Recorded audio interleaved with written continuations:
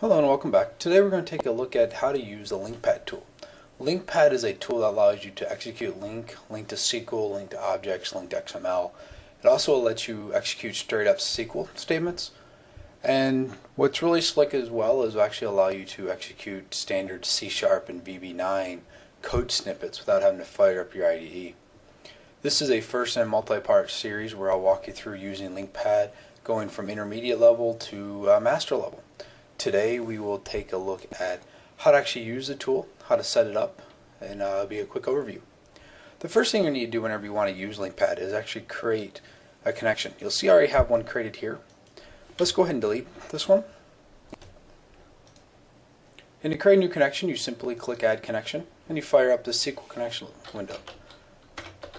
I'm going to say I'm going to use my localhost server, and I'm going to, let's leave it, I'll specify an existing database. I'll choose my Dimecast database. I'm going to use Windows Authentication. And this little checkbox down here is very important to me. This tells the LinqPad IDE to remember this connection. I don't want to have to recreate this over and over again. Let's go ahead and click OK. Then assuming this connected just fine, you'll see it expand over here in the left pane, and you'll see all the tables. Now, when you're using LinqPad, you'll make sure you'll want to set it to your language. So I want to use C# and I want to use it as an expression. Basically the difference between the expression and the statement is an expression is one line of code. You don't need to put your semicolon. If you need to have multiple lines of code where you're actually, like, say, creating a variable, setting variables, executing on those variables, you'll want to use the LinqPad statement, and that will actually run it as if it was straight up SQL. Or I'm sorry, straight up C# or VB. And then finally you have the SQL option. Once you've chosen which language you want to use and how you want to use it, you'll need to choose your database connection. I'm going to go ahead and leave it to my Dimecast net we just created. Now let's go ahead and get started. Now if you're familiar with LINQ, you can use LINQ the same way inside of here as you would inside Visual Studio.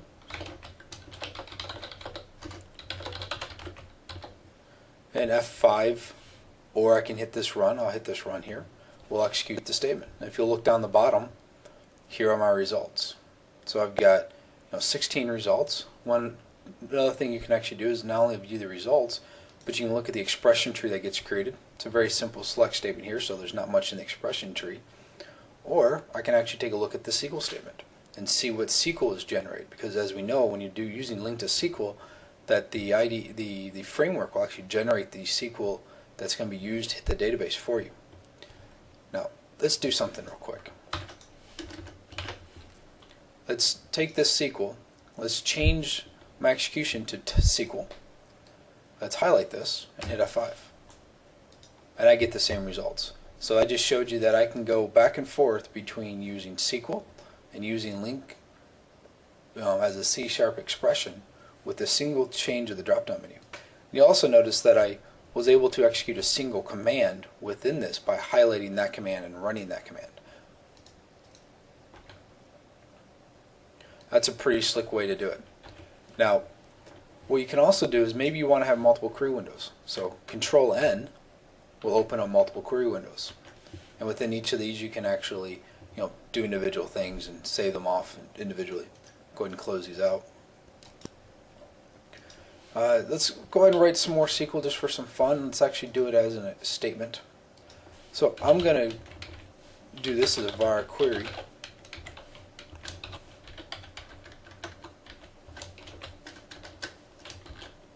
And let's do query.dump.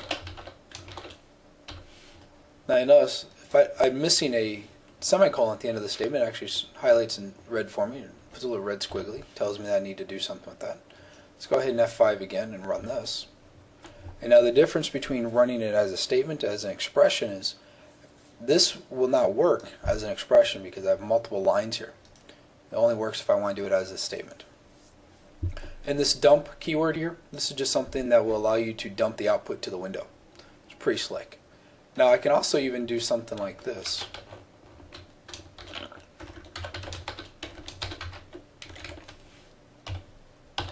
And declare variables on my end.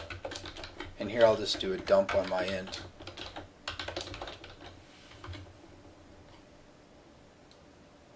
And then down here I have my value of 4. So I can declare anything I want here. I can actually take code snippets from, say, within my own project and pop them in here and test them. I can do what I normally do, which is I create all my LINQ inside of LinqPad that I want to add to my application, do it pretty much a copy and paste, and it works almost exactly as is. The only time it doesn't work is when I need to maybe add my data connection, data context object to my tables so that it, links data context within my app knows how to run. Let's take a quick look over here at the Server Explorer and notice that when I look at these tables, they have the column, so it even shows me the key, the column name, the column type. And then you'll notice that there's a little blue icon and a little green icon. These blue links, blue icons, actually point to the parent tables. So the episodes table is a foreign key to the level type. Level type right here is a foreign key, and level type is basically an enumeration of the various levels that an episode can have. Well, with this, it's in blue, which tells me I can walk up the tree and grab the parent information out.